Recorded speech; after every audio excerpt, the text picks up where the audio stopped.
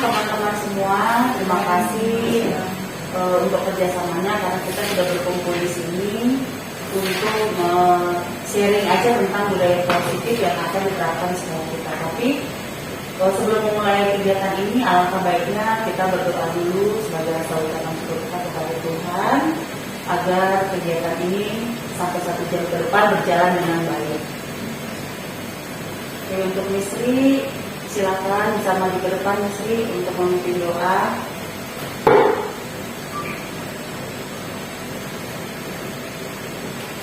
Terima kasih teman-teman untuk mengalami kegiatan hari ini. Mari kita sampaikan kita untuk bisa dalam nama Bapa dan Putra dan Roh Kudus.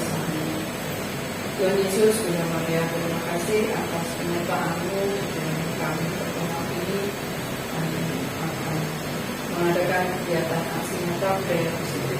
Mohon berkat Tuhan agar apa yang akan kami lakukan ini dapat berjalan dengan lancar atas permintaan dan khususnya untuk Kristina teman kami agar di dalam melaksanakan tugas-tugasnya semakin dapat memberikan aksi positif, progres positif atas peserta didiknya, juga di dalam kami berteman, di dalam kami bersama-sama mendampingi anak didik kami. Kuserahkan sepenuhnya kepada kemauan Tuhan kepada kami beraktivitas di sekolah kami. Dalam nama Yesus kami berdoa. Amin. Dalam nama Bapa dan Putra dan Roh Kudus. Amin. Oke teman-teman, di sini kita mau sharing tentang budaya positif. Apa sih yang dimaksudkan dengan budaya positif itu apa dan bagaimana cara penerapannya di sekolah. Nah, berarti kalau budaya itu berarti segala kegiatan yang atau kita lakukan itu sudah menjadi budaya. Jadi sudah otomatis sudah secara langsung tertanam anak di peserta didik sama murid-murid kita, dan kita juga menjalaninya tanpa paksaan atau sudah termotivasi dalam diri kita masing-masing.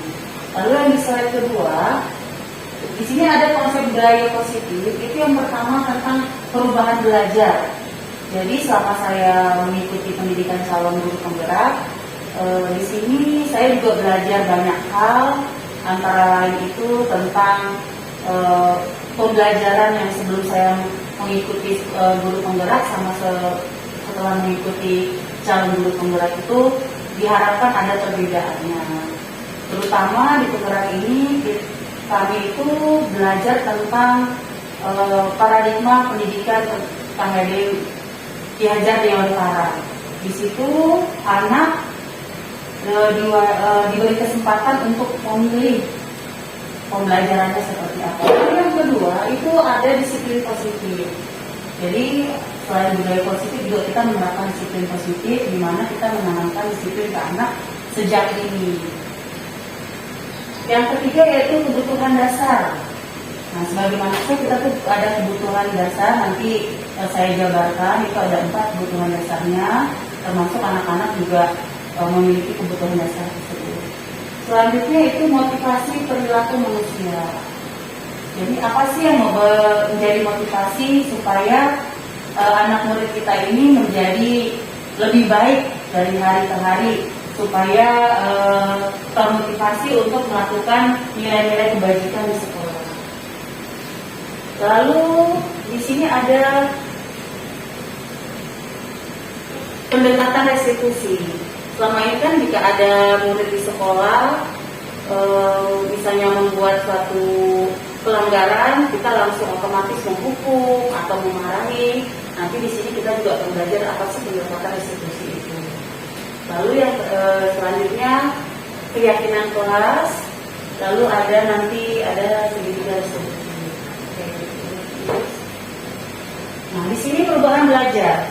Pelajaran paradigma baru harus memastikan kebutuhan dan kemampuan murid dengan melakukan pembelajaran diferensiasi sesuai dengan minat murid. Ini maksudnya nanti di sini murid diberi kesempatan untuk memilih pembelajaran sesuai dengan keinginan dan kesepakatan bersama. nanti di kelas, kalau dulu guru yang memberikan apa namanya, jadi semuanya fokus ke guru. Sekarang anak juga harus diberikan kesempatan untuk melakukan kesempatan untuk memilih pembelajaran yang mereka sukai. Jadi mata-mata sekarang bukan guru yang menentukan pembelajaran anak, tetapi murid diberi kesempatan juga untuk memilih mereka harus belajar apa.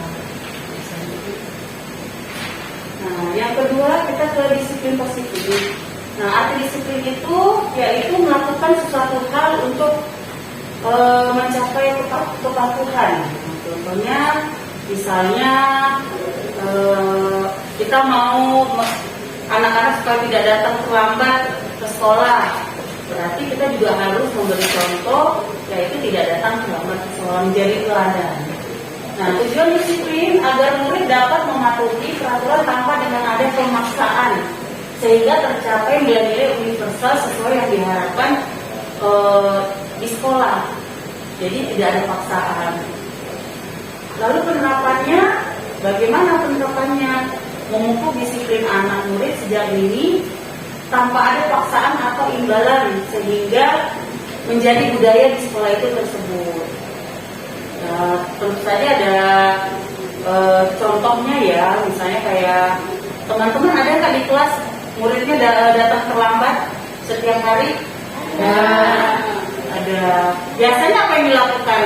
Yes. Kalau terlambat, saya seperti itu, ini saya terlambat. Ada nggak yang dilakukan oleh guru? Misalnya memberi hukum atau memberi pertanyaan. Oh, hanya bertanya saja, Miss. Kadang kan sebagai guru kadang kita kadang suka tersitus. Kenapa sih kamu terlambat terus? Nah, sekarang tidak boleh seperti itu karena membuat anak menjadi malu, menjadi bahkan tidak mau sekolah, besoknya bahkan bisa menangis ke sekolah. Iya. Jadi takut. Selanjutnya, nah ini dia kebutuhan dasar manusia, ada 5, maaf tadi saya salah 4. Ada 5, Miss. Nah, di situ adalah bertahan hidup yang pertama. Bertahan hidup, yang kedua itu mendapatkan kasih sayang dan dapat diterima. Maksudnya dapat diterima ini dapat diterima di keluarga, dapat diterima di sekolah, dapat diterima oleh teman-temannya. Di kalau penguasaan ini untuk mengontrol dirinya. Terus yang keempat kebebasan, lalu yang kelima kesenangan. Nah, bertahan hidup ini contohnya seperti misalnya anak-anak kita di sekolah sedang bermain, temannya ada yang senggol pas lari, atau misalnya temannya tidak sengaja terpukul. Nah, kita mengajarkan atau mendidik supaya dia dapat menyelesaikan permasalahan antara teman tanpa guru ikut campur. Misalnya seperti guru hanya sebagai penengah, guru hanya sebagai mencarikan solusi setelah mereka bertengkar, apa yang harus dilakukan, seperti itu. Kalau mendapatkan kasih sayang, setiap anak berhak mendapatkan kasih sayang dari guru, dari orang tua, dari temannya, dapat diterima apapun keadaan anak tersebut. Entah dia termasuk anak yang hiperaktif atau anak yang sulit untuk mengikuti pembelajaran atau sulit untuk memahami yang dijelaskan oleh guru, semua anak berhak. Lalu yang ketiga itu tadi penguasaan kontrol diri. Jadi maksudnya penguasaan kontrol diri ini, misalnya anak takut ke sekolah, kita juga harus memberikan motivasi supaya terbangun kontrol diri terhadap anak tersebut. Misalnya seperti kita mengajukan pertanyaan, kenapa kamu menangis ke sekolah?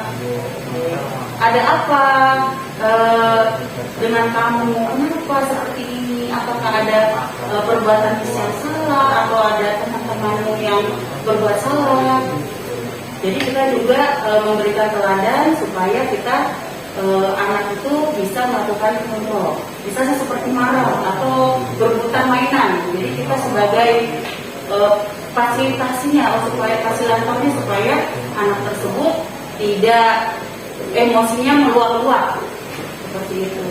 Nah, kebebasan ini maksudnya ini kebebasan yang terarah. Jadi walaupun misalnya anak-anak diberi kesempatan, oh kamu harus bisa terserah mau belajar apa, tapi kita harus kasih pengarahan. Kita mau mengajarkan tentang mewarnai. Di sini tentang mewarnai gambar tentang pekerjaan polisi. Nah, kita menyiapkan pekerjaan-pekerjaan selain polisi. Jadi seperti tentara, guru, dan media mewarnainya pun mereka boleh memilih, boleh memakai pensil warna, boleh memakai krayon, boleh memakai cat air, dan kita memberikan kebebasan. Kalau dulu sebelum saya masuk PGP, saya langsung bilang, ini topinya warna merah ya, bahkan saya memberikan contoh gambarnya itu harus sesuai dengan kemauan saya. Tapi sekarang saya mengajarkan anak-anak lebih mandiri, bahkan sebisa mungkin tidak memberikan contoh. Sebenarnya kalau kita tidak memberikan contoh, memberikan kebebasan anak-anak, pekerjaan kita lebih ringan, karena kita tidak wajib untuk membuatkan contoh terus menekankan anak harus sesuai dengan yang sesuai dengan yang guru mau, seperti itu. Lalu yang kelima itu kebutuhan dasar, ya tentu saja kesenangan. Jika semuanya berjalan dengan baik, dengan lancar, otomatis anak-anak senang, guru pun senang, semuanya juga pasti bisa melakukan segala sesuatunya itu ya dengan happy, itu bermain juga dengan happy, belajar dengan happy, tidak ada paksaan, terus melakukan sesuatu juga bisa mandiri, seperti itu. Nah, motivasi perilaku baik itu seperti apa? Jadi kita kalau melakukan budaya positif pasti harus ada motivasi perilaku baiknya. Yang pertama itu menghindari hukuman. Kalau dulu kita, seperti saya juga pernah mengalami saat masa sekolah tidak mengerjakan PR, dihukum, bahkan ada hukuman fisik juga, seperti itu. Sekarang itu tidak boleh. Bahkan untuk kasih setrap anak berdiri di depan guru juga itu dilarang, seperti itu. Lalu yang kedua, mendapatkan imbalan. Jadi kita kadang tanpa sadar, siapa yang ingin mewarnai, nanti ibu guru kasih bintang, nanti ibu dapat nilainya bagus, nanti ibu suruh kita bisa jalan-jalan, bisa bermain. Sebenarnya itu tidak boleh. Itu berarti kita mengajarkan ke anak-anak itu bahwa segala sesuatu yang harus kita lakukan itu ada imbalannya, ada timbal baliknya, ada penghargaannya. Nah, itu juga sebenarnya tidak bagus, karena otomatis kita menanamkan ke anak-anak melakukan sesuatu itu harus dengan imbalan atau penghargaan. Nah, yang terakhir ini menghargai nilai-nilai kebajikan diri sendiri. Jadi ini untuk mengganti sebagai hukuman atau imbalan itu kita bisa dengan memuji, tapi memuji yang motivasi. Misalnya, mewarna ibu bagus sekali ya, besok bisa lebih bagus lagi ya, supaya gambarnya lebih indah. Jadi motivasinya yang kita ganti. Oke, selanjutnya. Nah, pendekatan restitusi. Nah, melakukan pendekatan restitusi itu hukuman tidak menjadi fokus utama, tetapi anak sama guru bersama-sama menemukan atau mencari solusi yang tepat. Yang kedua, tidak diwajibkan guru memberikan solusi terhadap pelanggaran disiplin yang sudah disepakati bersama. Jadi di sini kalau pendekatan restitusi itu guru hanya sebagai fasilitator untuk menemukan atau memecahkan permasalahan atau memberikan kata-kata pemantik supaya anak bisa terbuka pikirannya untuk menemukan solusi yang tepat dari permasalahan yang terjadi. Nah, di sini yang ketiga, pendekatan restitusi harus dengan melakukan keyakinan kelas. Keyakinan kelas ini Ini dengan membantu siswa menemukan solusi yang sesuai dengan kemauan murid. Jadi tanpa paksaan, anak juga dilatih untuk mandiri, untuk bisa berjuang, untuk bisa bertahan dengan pikirannya supaya terbuka seperti itu. Nah, di sini ada contoh video. Jadi ini guru menanyakan tadi kenapa temannya mau masuk, malah main pintu, teman-temannya jadi tidak masuk, tidak bisa masuk. Bahkan ada anak yang menangis karena dikunci dari luar. Jadi di sini guru memberikan kata-kata pemantik. Kenapa? Oke, salah atau benar seperti itu. Enggak belajar sama Miss Tina. Yang ini testimoni murid tentang pembelajaran saya di kelas. Tina suka marah tidak? Tina baik tidak? Senang belajar nggak sama teman-temannya di kelas? Tina nggak mengajarnya Baik apa suka marah-marah?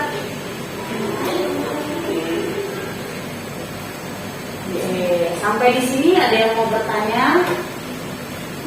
Apa ada sharing di kelasnya? Mungkin ada permasalahan yang sama. Ada anak yang tidak bisa. Boleh Miss Diana? Tadi kan mestinya bilang kalau anak itu belum bisa, karena anak kan harus punya contoh supaya dia bisa tahu. Itu solusinya gimana? Oke, solusinya bisa melakukan kerja kelompok. Itu bisa. Jadi waktu misalnya salah satu contoh kan misalnya kayak umur yang buat playgroup ya Miss Diana ya. Misalnya mewarnai, kita bisa membuat kelompok-kelompok kecil, misalnya satu kelompok itu ada 2 orang atau 3 orang. Jadi mereka bisa bisa saling kerjasama. Oh ini diwarnai, ya ini warnanya begini ya. Atau misalnya membuat proyek satu proyek, jadi mereka jadi ada peran. Otomatis anak yang tadinya tidak bisa, biasanya pengikut gitu. Iya, belajar anak yang bisa. Jadi kita juga secara tidak langsung ngajarin anak untuk sebagai pemimpin seperti itu. Sebenarnya boleh kayak gitu, harusnya sih diterapin ya. Di playgroup juga boleh seperti itu diterapinnya. Gitu. Jadi dikelompokin. Jadi biasanya kan kalau kita melompokin, udah nggak usah ini sendiri-sendiri. Ternyata tugas kelompok itu juga bagus untuk membangun motivasi, kolaborasi antar teman juga bisa. Terus membangun sosialisasinya dengan teman supaya lebih bisa kerja sama lagi seperti itu. Ada lagi pertanyaannya?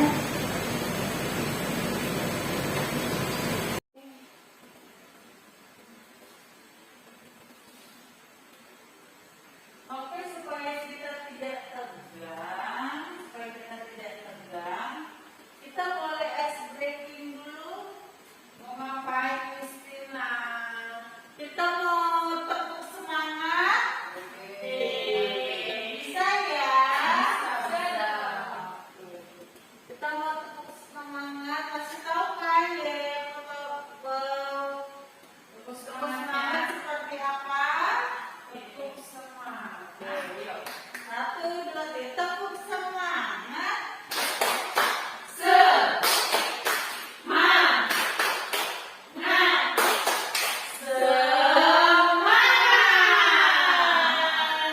Terus saya pipis.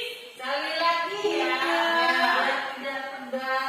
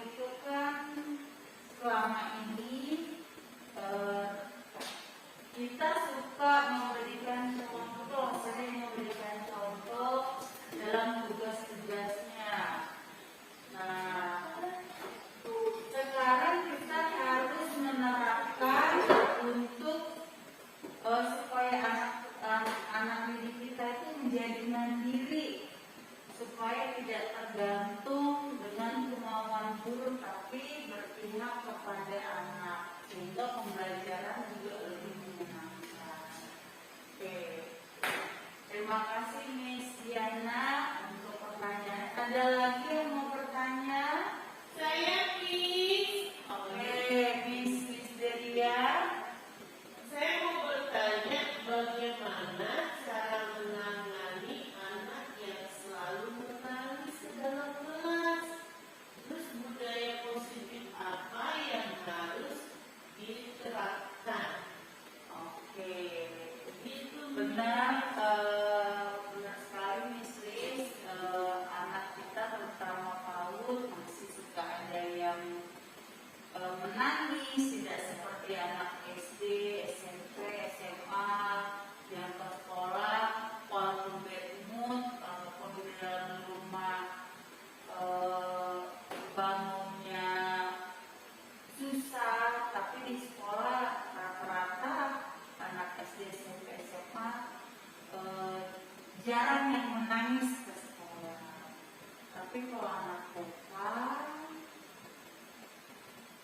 datang terlambat juga malah jadi bikin perasaan tidak enak, ada yang menangis, bahkan di ada yang rumah malu. ada yang malu, bahkan di rumah misalnya bersama mamanya mamanya marah-marah, orang tuanya marah, biasanya mempengaruhi.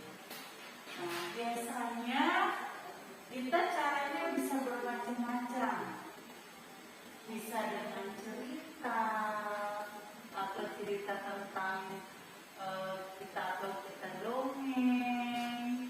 Di situ kita membuat cerita tentang ada anak yang ke sekolah menangis.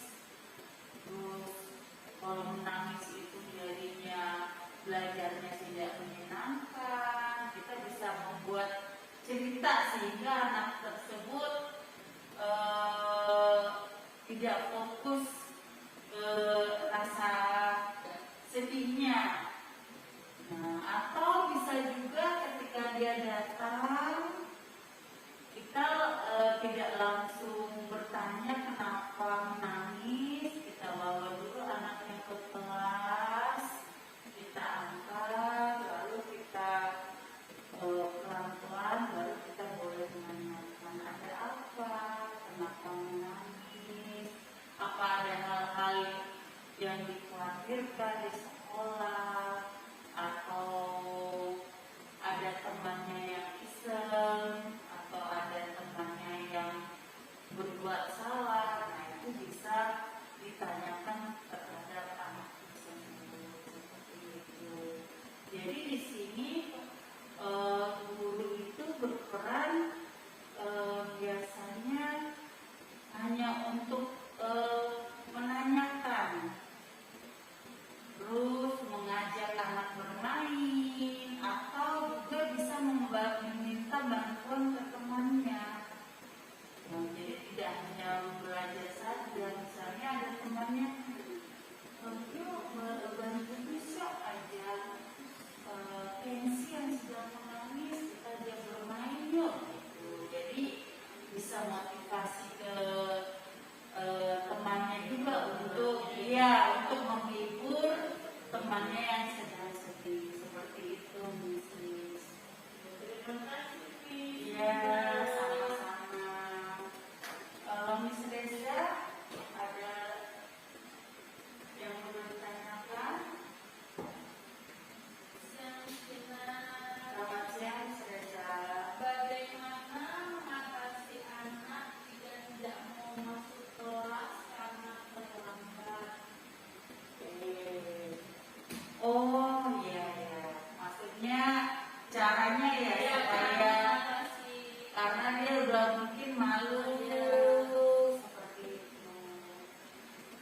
Nah, di sini kita bisa berarti kalau anak yang seperti ini kita jangan menanyakan dulu kenapa terlambat.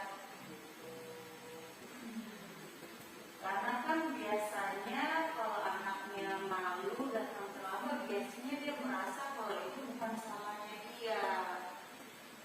Mungkin orang tuanya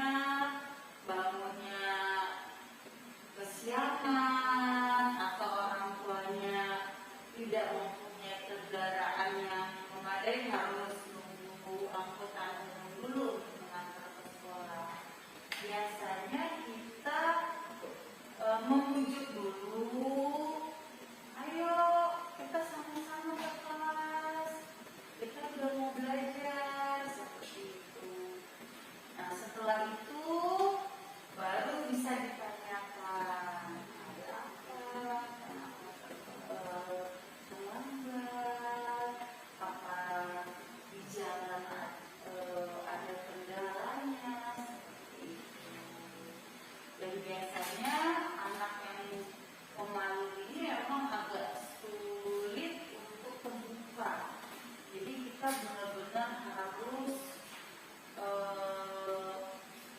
membuat kata-kata pemantik untuk memotivasi anak untuk berbicara, untuk terbuka, sehingga kita jadi tahu apa yang dibutuhkan anak ini, apa yang anak ini yang dibutuhkan supaya dia tidak malu lagi, supaya dia tidak merasa bersalah. Oh, aku hari ini terlambat, seperti itu. Atau bisa menghibur, oh tidak apa-apa hari ini kamu terlambat, tapi besok kamu pasti tidak terlambat lagi. Bisa motivasi seperti itu. Atau oh kamu terlambat karena di jalan macet ya. Nah, berarti besok harus lebih pagi lagi, tidak apa-apa hari ini terlambat, tapi besok pasti kamu tidak terlambat lagi. Jadi anak-anak dimotivasi seperti itu. Jadi kita juga mengajarkan memang kalau terlambat itu bukan budaya yang baik, bukan budaya yang harus dikembangkan di sekolah seperti itu. Jadi kita pelan-pelan untuk apalagi anak yang usia 4 tahun sampai 5 tahun ini emosinya belum stabil. Jadi perasaannya juga suka berubah-ubah.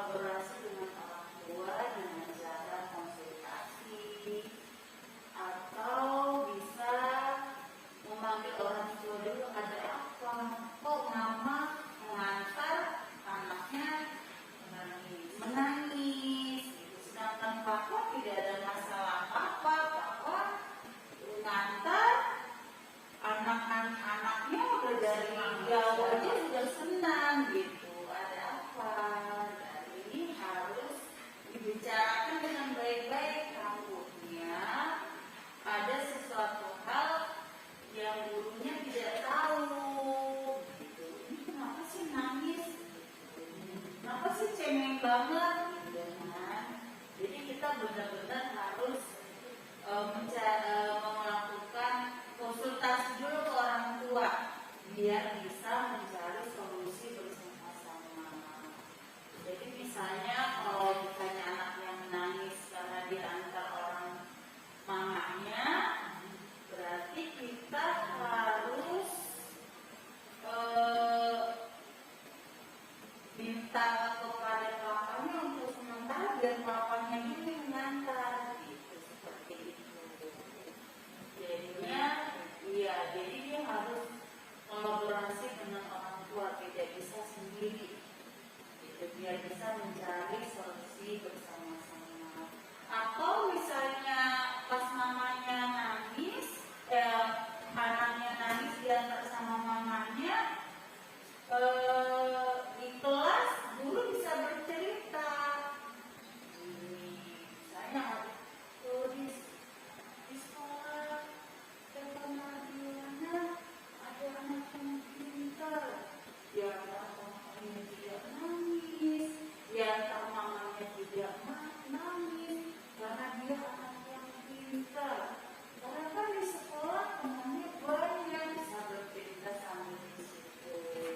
Siapa yang di sini kalau diantar bapaknya nangis? Atau siapa yang di sini yang diantar bapaknya tidak menangis? Nah itu bisa dilakukan guru di kelas. Jadi motivasi untuk anak, oh iya ya, aku diantar papaku ke sekolah, aku tidak nangis gitu, aku fine-fine aja, pasti sama mama aku juga harusnya tidak ada masalah seperti itu. Jadi emang harus kolaborasi dengan orang tua. Terima kasih. Ya, ada lagi yang menanyakan Sri? Ada ini misalnya, kan kita ini sudah menanamkan budaya positif untuk kalau misalnya dari baris dulu tidak di depan, misalnya dipanggil kelompok kedua yang masuk dua langsung lari, padahal kita sudah misalnya berjalan itu cara yang tepat untuk anak itu sadar langsung jalan itu seperti apa. Itu yang pertama. Yang kedua, kalau anak-anak mau pulang itu kan pasti cara guru itu beda-beda. Iya. Ini siapa yang paling depan itu kan ada. Tapi ada saya itu punya murid maunya itu di paling depan. Dia beranggapan kalau di depan itu sudah yang nomor satu, segala-galanya itu nomor satu, itu bagi anak itu tuh bangga gitu. Nah itu cara sudah dilakukan cara, contohnya gini, sekarang hari apa yang bisa jawab boleh baris nomor satu. Dia kan nggak bisa jawab, kebetulan hari itu dia nggak bisa jawab. Dia nggak bisa terima ada di urutan kedua, ketiga, keempat, karena di urutan pertama sudah dijawab dengan temannya. Itu kadang-kadang jika mau pulang, sebenarnya udah waktunya pulang, kita sudah siap semua, jadi terhambat gara-gara menenangkan dulu, kita menenangkan dulu, memberi pengertian lagi sama anak-anak itu, karena anak itu jadi bukan merusak sih, suasananya itu jadi kami tidak nyaman. Harusnya apa gitu, kayak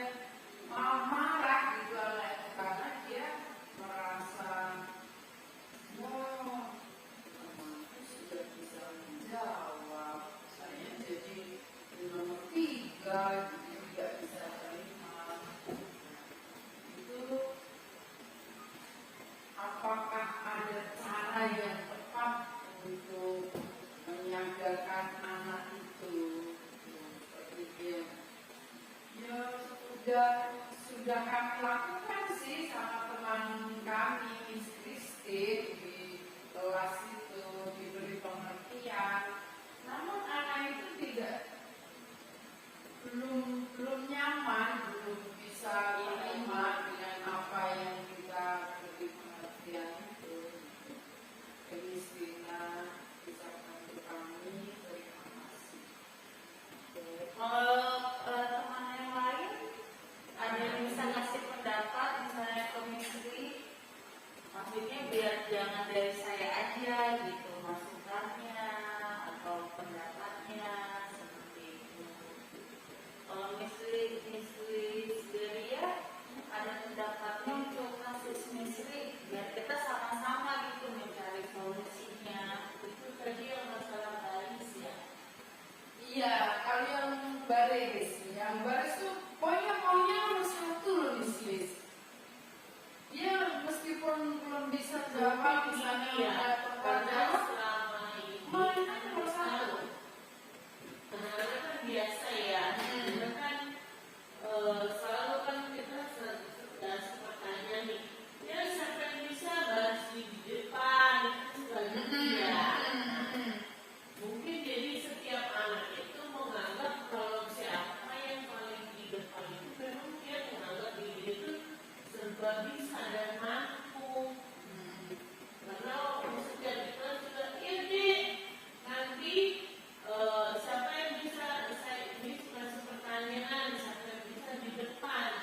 Mungkin tradisi ini ya yang selalu dibawa anak-anak anaknya. Mungkin di rumah juga kebiasaan seperti itu.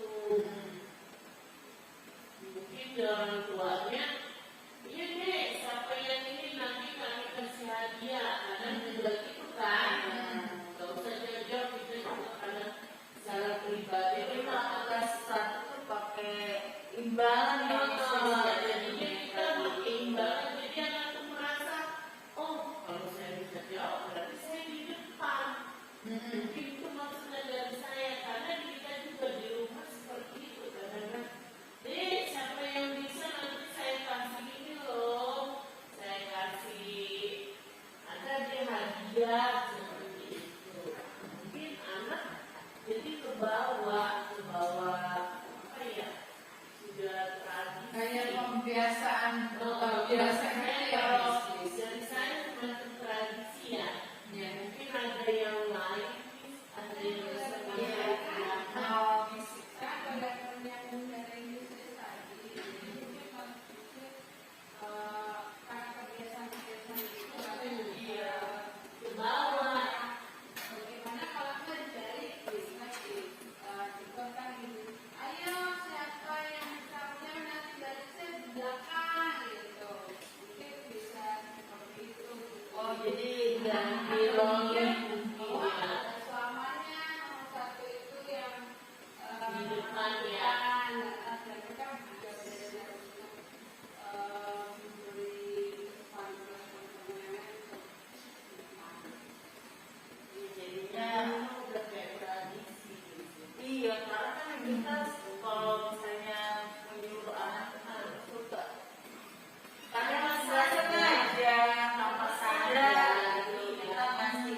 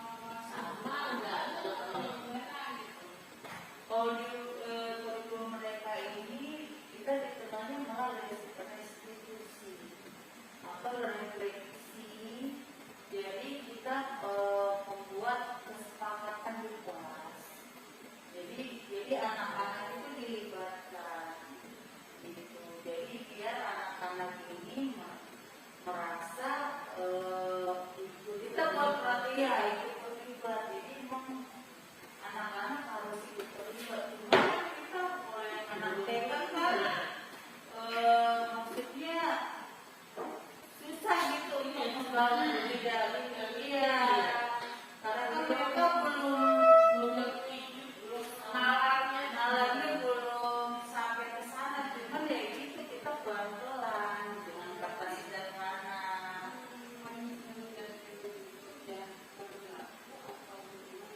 Iya, belum tidak berlaku ya.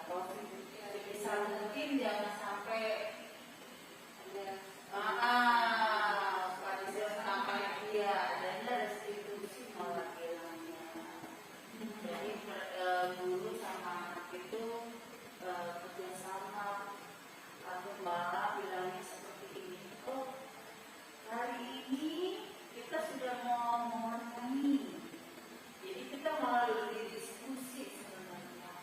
Di sini tadi siapa yang mewarnainya rapi sekali, gitu. Jadi kita nggak mesti kucuk ini yang rapi, yang bisa dulu. Ini yang dapat bintang 3, enak, Benzi, gitu. Kalau ini sekarang kita yang kasih pertanyaan ke mereka. Siapa tadi yang mewarnainya lebih banyak? Saya. Nah, kita kasih tahu yang rapi itu seperti apa ya, pasti yang tidak ada putih-putihnya, yang warnanya tidak keluar garis, yang tidak coret-coret, yang warnanya juga serasi, bukan biru campur dengan hijau, gitu. Misalnya ada gradasi seperti itu. Gitu. Jadi sekarang ini kita tuh pembelajarannya emang lebih ke anak sebenarnya. Kalau gitu kan dulu yang bikin peraturan guru, yang bikin apa namanya, basicnya guru. Bahkan anak gak diberi kesempatan untuk memuji teman juga agak jarang ya sebenarnya ya. Kamu bagus apa gitu. Jadinya sekarang benar-benar anak yang harus dilibatkan jadi kerjasama. Jadi guru tuh hanya sebagai fasilitator seperti itu. Ya sama-sama. Oke, ada pertanyaan selanjutnya? Ada di saya. Silakan Isis. Mau bertanya. Sekarang itu kan anak bagaimana sih caranya kita supaya anak itu gemar membaca? Karena sekarang zaman gadget itu nyuruh anak megang buku baca itu susah. Satu lagi, dan cara megang pensil pun mereka kadang tidak mau. Salah-salah. Caranya ya. Megangnya pada salah-salah Isis. Kalau megang pensil aja mereka sampainya seperti Gini ya. Jadi mereka tidak bisa untuk apa ya? Pokoknya tidak bisa ditekan, tangan itu tidak bisa menekan pensil. Jadi begini nih, jadi jatuh. Bagaimana caranya nih supaya kita bisa menerapkan ke anak? Ya, terima kasih Miss Liz. Benar sekali, apalagi sejak zaman pandemi ini, anak itu tidak lepas dari gadget, dari handphone. Karena selama pandemi kan kebanyakan kegiatan di dalam rumah ya, dalam rumah. Nah, di sini tentu saja selain peran guru, peran orang tua pun sangat dibutuhkan. Jadi kita bikin peraturan atau kesepakatan, konsultasi juga sama orang tua. Di rumah juga harus diterapkan. Jadi kalau kita di sekolah, kalau di sekolah kan memang kita tidak mau bawa handphone, tidak mau bawa gadget ke sekolah. Jadi di rumah pun kita minta himbauan kepada orang tua atau kita melakukan parenting. Di sini kita ambil tema tentang gimana cara melakukan apa namanya, menggunakan Pensil. ya gadget dengan benar. Terus juga di rumah juga anak megang pensil juga, sama di sekolah latihnya seperti apa itu mengasah konsultasi. Nah, untuk memotivasi anak untuk mau gemar membaca itu bisa dengan proyek. Jadi misalnya kita membuat buku cerita bersama bersama anak-anak. Kita bisa membuat misalkan kita satu kelas kan 19 orang ya, nanti kita bikin dua kelompok. Karena kan kelompok yang kecil kan kalau anak TK kan terlalu susah ya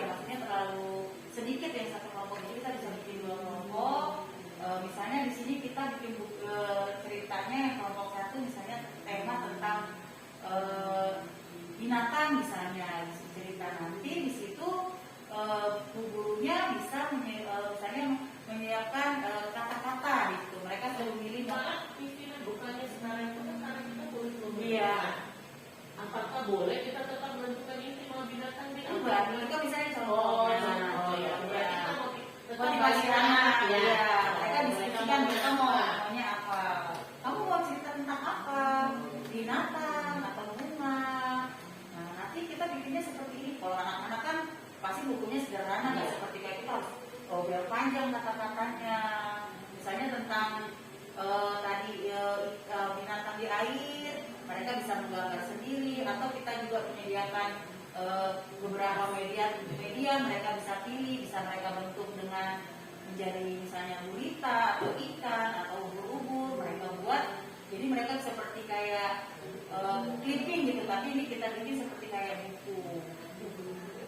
Nah di situ juga anak-anak bisa kita kenalkan huruf-hurufnya. Oh iya, binatang apa yang depannya A. Jadi anak-anak jadi bisa. Nah selama ini kita kan kalau mengenalkan membaca pasti dengan pensil kan. Nah kita bisa dengan kuas atau dengan jarinya menulis A di bawah bukunya. Aku mau buat angsa misalnya, atau aku mau pakai cat air. Jadi anak-anak diberi kebebasan, tidak harus dengan pensil, karena kan otomatis kalau emang tangannya udah terlatih motorik halusnya, otomatis pasti bisa megang pensil. Nah selama ini, kalau dulu kan membaca harus menulis mengenalkan huruf harus dengan pensil. Nah itu yang selama ini yang harus kita rubah. Banyak cara, misalnya dengan bermeditasi. Memang di sekolah itu emang sebenarnya harus menyiapkan sarana prasarana yang membuat anak itu belajar anak itu menyenangkan. Jadi kita guru juga tidak mengajarkan huruf ya pakai pensil gitu. Jadi anak juga jadi bosan gitu. Jadi bisa dengan cat air atau dengan pasir atau dengan plastisin.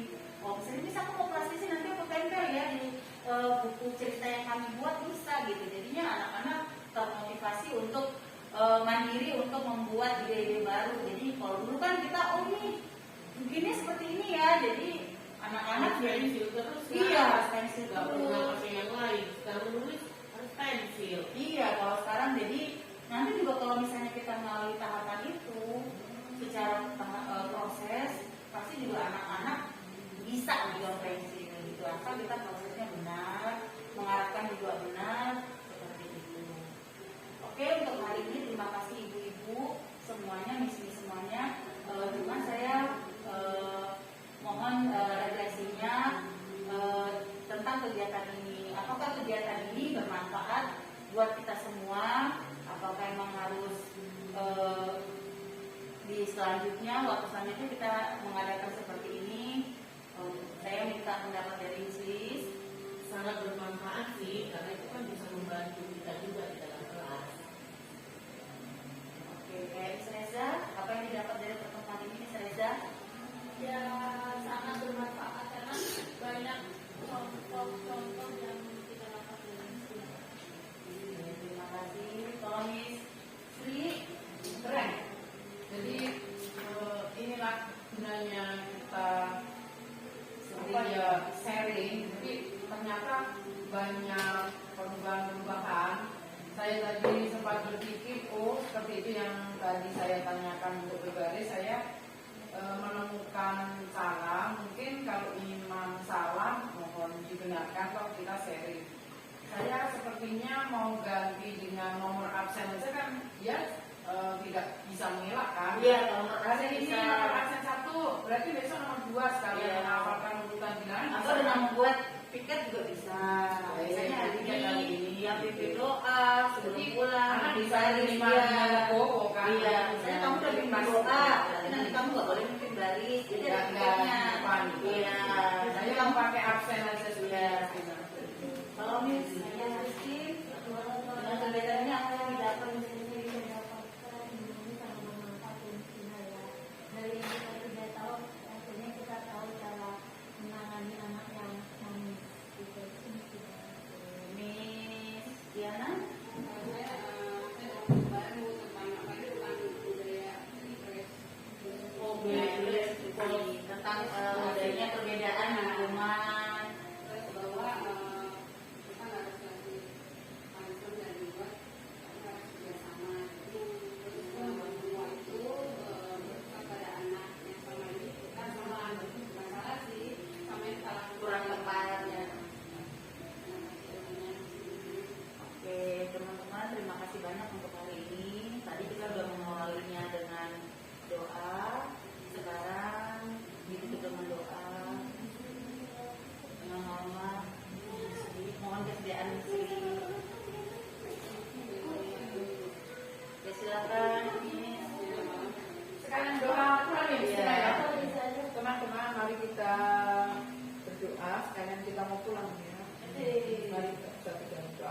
Dalam nama Bapa dan Putra dan Roh Kudus. Amin.